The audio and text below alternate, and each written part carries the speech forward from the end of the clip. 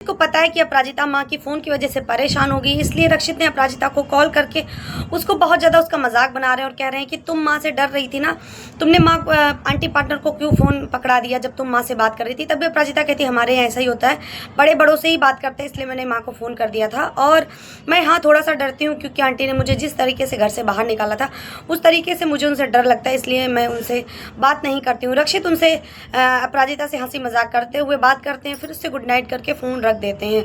इधर दिखा रहे हैं कि जो सुधा जी होती हैं वो 2 रिंग्स ऑर्डर करती हैं और बोलती हैं एक रक्षित की साइज़ की होनी चाहिए और दूसरी लेडीज़ होनी चाहिए, यानी कि मेरी बहू के लिए। ये बात मोहित पीछे से सुन रहे हैं और वो जान गए हैं कि चाची जी जो है अपराजिता और रक्षित की सगाई करने वाली, इस वजह से वो रिंग्स ऑर्डर कर रही हैं। वो तुरंत जाके ये बात रक्षित को बताने के लिए यहाँ से चले जाते हैं। तभी जो अरविंद जी होते हैं वो सुधा जी की बातें सुन रहे होते हैं और कहते हैं सुधा जी आप रिंग्स किसके लिए ऑर्डर कर रही हैं। तभी सुधा बताती हैं कि अपने बेटे और बहू के लिए। तभी अरविंद जी को पता चल जाता है कि अपराजिता के लिए, यानी कि सुधा जी मान गई हैं। तभी सुधा जी कहती हैं कि मुझे अपने बेटे से खुशी से ज़्यादा कुछ भी नहीं चाहिए, बस मेरे बेटे के चेहरे पे खुशी होनी चाहिए। उसकी खुशी अगर अपराजिता के साथ है तो वही सही, और मैं बहुत ज़्यादा खुश हूँ और आपसे सॉरी बोल रही हूँ उस दिन के लिए, मैंने आपसे किस तरीके से बात की थी, मुझे ऐसे आपसे बात नहीं करना चाहिए था। तभी अरविंद जी कहते हैं कि मैं जो है बुरा नहीं मानता, जैसे आपने मुझे पिछली बार डांटा था तो मुझे बहुत अच्छा लगा था। पिछली बार आपने मुझे कब डांटा था? जब रक्षित कॉलेज में था और कैंप के लिए बाहर गया था, तब आपने मुझे डांटा था। तभी सुधा जी कहती है आपको याद है अभी तक? तभी अरविंद जी कहते हैं दिल का जो दिल पे बात होती है वो कभी नहीं भूलते।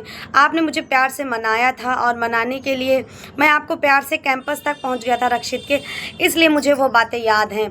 उधर दिखा रहे हैं कि रक्षित अपने कमरे में आराम से बैठे हुए हैं। मोहित वहाँ पहुँच जाते हैं। मोहित कहते हैं रक्षित से कि रक्षित खुश हो जा मेरे भाई, और उसको हक करते हैं और कहते हैं कि तुम्हारी और अपराजिता की एंगेजमेंट की तैयारी चल रही है।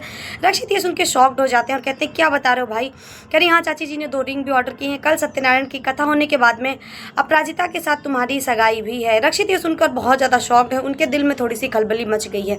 वो जैसे ही रूम के बाहर जाते हैं सुधा जी मिल जाती हैं। सुधा जी से कहते हैं कि मॉम आप मेरी और अपराजिता की सगाई की तैयारी कर रही हैं। तभी सुधा जी कहती हैं तुम्हें पता चल गया बेटे, तुम्हें तो नहीं पता चलना चाहिए, तेरे लिए मैंने सरप्राइज रखा था लेकिन पता चल गया, कोई बात नहीं। तो क्या रक्षित और अपराजिता की सगाई सच में होने वाली है? ऐसी लेटेस्ट अपडेट के लिए प्रिया की दुनिया को लाइक एंड सब्सक्राइब करना ना भूलें।